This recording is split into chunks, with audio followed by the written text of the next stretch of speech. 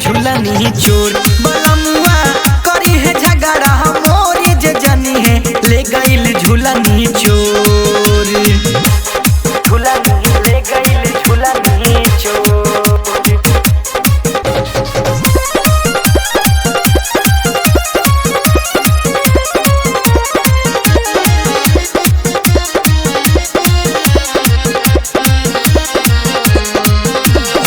खिड़की के राहे राते घरवा में आइल हो निदिया से मातल रहनी हमके ना बुझाइल हो।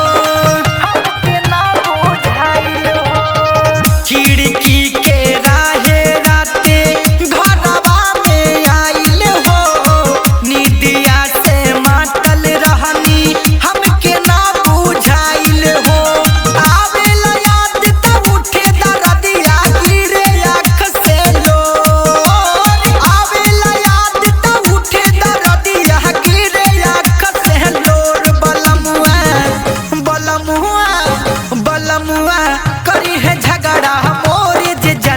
ले गईल झूलनी चोर। बलमुआ करी है झगड़ा मोरी जे जनी है ले गईल झूलनी चोर। झूलनी चोर। झूलनी चोर।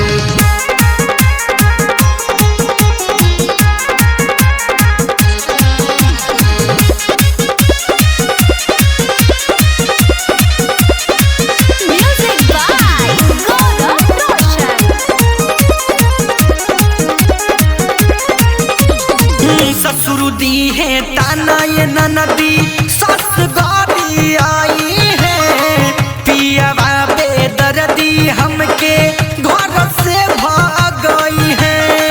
घर से भाग गई है। ससुर दी है ताना ये ननदी सस गाड़ी आई है पियावा बेदर्दी हमके घर से भाग गई है। सोची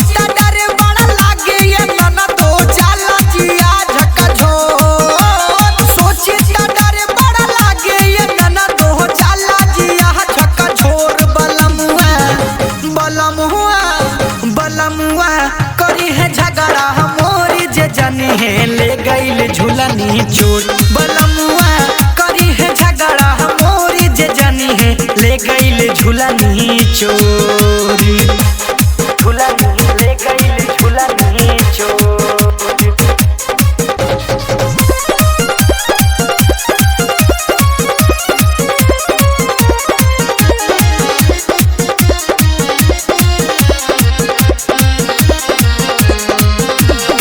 झूलनी करनवा ये ननदी खात नहीं खी खाना यही रे झूलनिया पे राम जी दीवाना।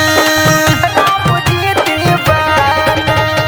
झूलनी करनवा ये ननदो खात नहीं खी खाना यही रे झूलनिया पे राम जी दीवाना।